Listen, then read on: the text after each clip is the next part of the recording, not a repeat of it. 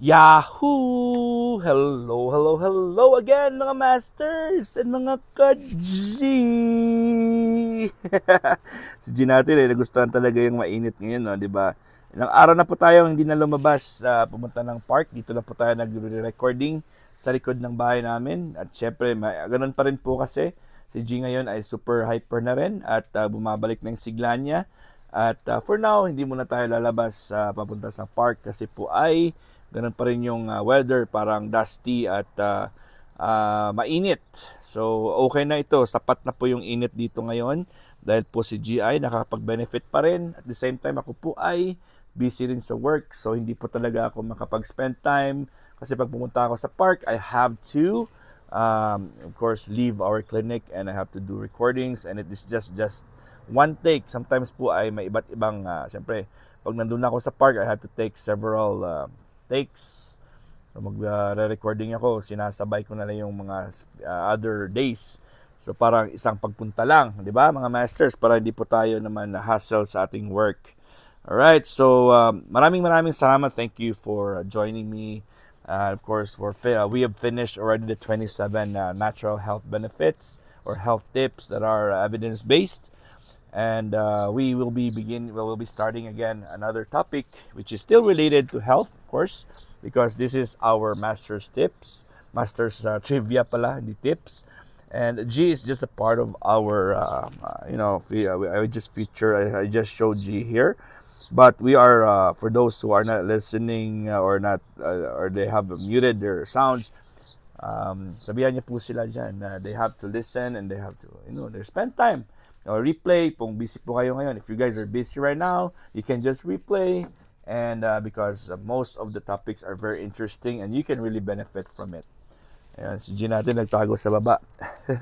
Alright mga masters, ang bottom line po ng ating topic yesterday, which is for the past few days, yung 27 natural health tips, ay a few simple steps can go a long way toward improving your eating patterns and wellness.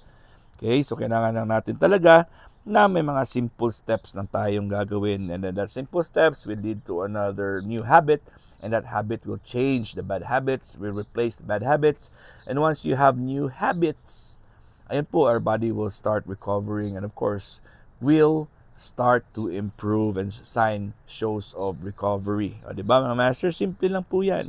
Still, if you're trying to live a healthier life, do not just focus on the food you eat. Hindi lang po sa pagkain magfo-focus mga masters, ha? Exercise, sleep, and social relationships are also important.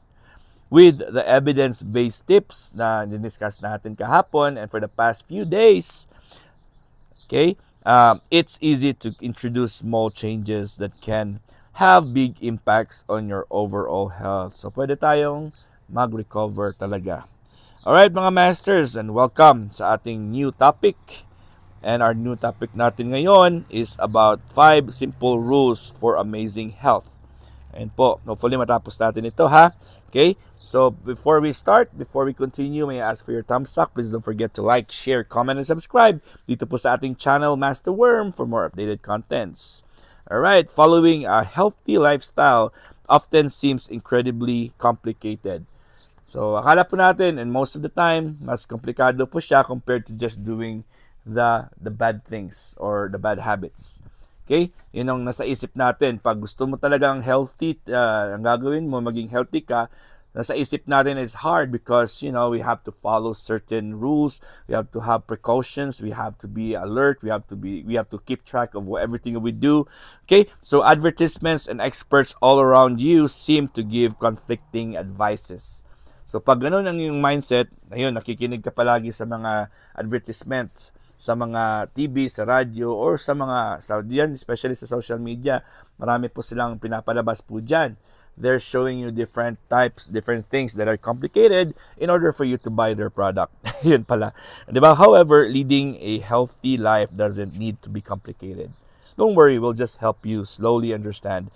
To gain optimal health, lose weight, and feel better every day, all you need to do is follow these 5 simple rules. May simple rules na po natin, 2. 5 lang pa ito. Number 1, Do not put toxic things into your body. Di ba? Don't put toxic things in your body. Okay, many things people put in their bodies are downright toxic. Toxic talaga yan. Such as cigarettes, alcohol, and abusive drugs are also highly addictive, making it hard for people to give them or avoid them. To give them up, I mean. Okay? So, nahirap po pag once nalagay mo na sa katawan mo yan, yung alcohol, yung cigarette, and abusive drugs, hahanap-hanapin po yung katawan mo. So, it's better avoid it. Okay, if you have a problem with one of these substances, then diet and exercise are the least of your worries. So, unahin mo muna. Unahin mo muna. Well, alcohol is fine in moderation. Diba? Okay na pong uminom. In moderation po siya. For those who can tolerate it. Of course, kung matolerate mo naman, okay lang po yan. Pero pag addicting na po at araw-araw ka nang umiinom at addiction na po yan at vices na pong tawag ba dyan, masama na po sa katawan natin yan pag hinahanap na talaga ng iyong katawan. Okay? Tobacco and abusive drugs are bad for everyone. Naturally, and of course, it's really bad. Tobacco, at abusive drugs ay talagang masama po yan.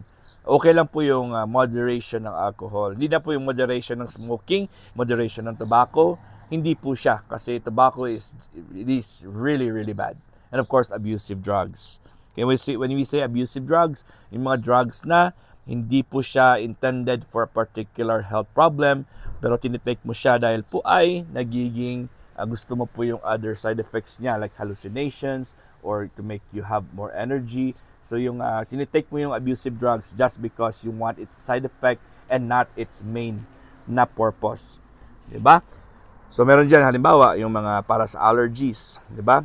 May mga pinapainom para sa allergies. Pero yung one of the major side effects niya po niyan is makakatulog ko ng mabuti. So yung mga abusive drugs, magiging abusive na po siya if you take that drug, you take that medication in order for you to sleep. If you don't take that medication, you will not be able to sleep. You know, di ba? So nagiging abusive drug na po siya, mga masters. Okay? So if you want to gain optimal health, you need to minimize your consumption of these foods. Yung mga pagkain na masasama talaga. But an even more common problem today is eating unhealthy. This is promoting junk foods. Yan po, mga junk foods na yan ang pinaka-delikado. Probably the single most effective change you can make to improve your diet is to cut back on processed packaged foods. So, avoid nyo talaga ang mga processed foods. Diba, mga masters? Kailangan po yan. When it comes to specific ingredients, added sugars are among the worst. These include sucrose and high fructose corn syrup. Tingnan nyo po yung mga iniinom nyo mga soda, iniinom nyo mga juice, kinakain nyo mga cakes, at mga candies po dyan. Pag meron po siyang sucrose and high fructose corn syrup, avoid niyo po yan. Kahit na orange juice pa yan, mga masters, apple juice, or mga tea, pag ginagamitan po nila ng high fructose corn syrup, especially yung mga cake, mga breads, ayun, may ginagamit po silang ganyan. Try to avoid and stay away from it, mga masters and mga ka-G.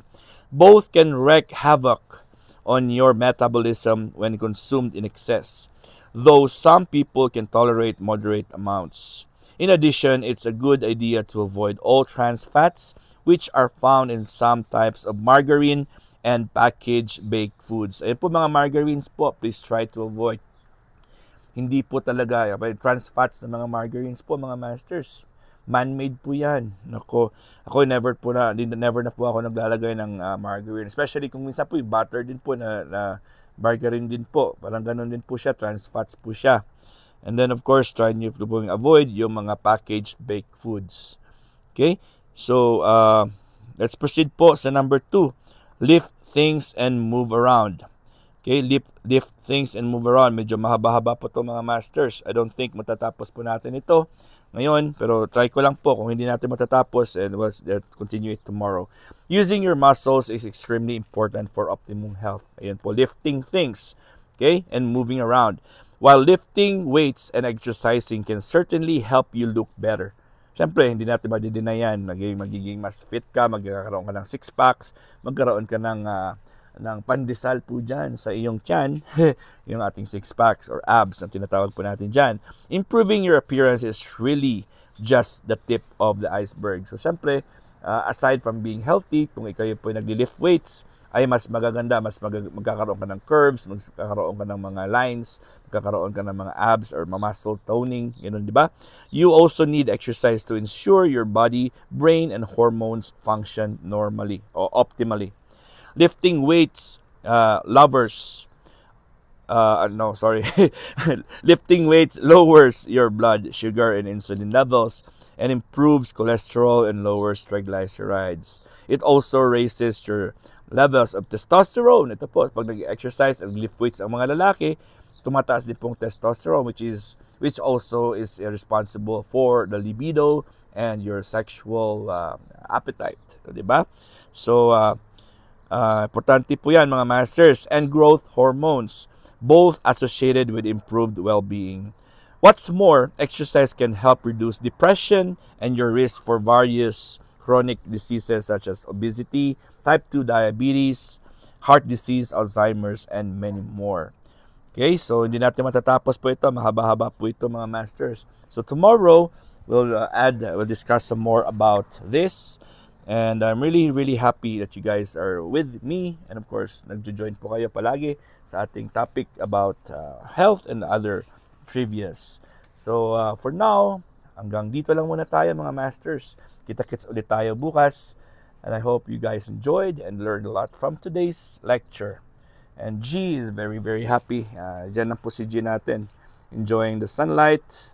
And yun, salamat ulit. And hope to see you again tomorrow and enjoy. Have a great day and good morning po sa Pilipinas. And kung saan man kayong lupalop ng ating daigdig, enjoy and keep safe and God is great. Again, this is your one and only Master Worm. God is great. Yahoo!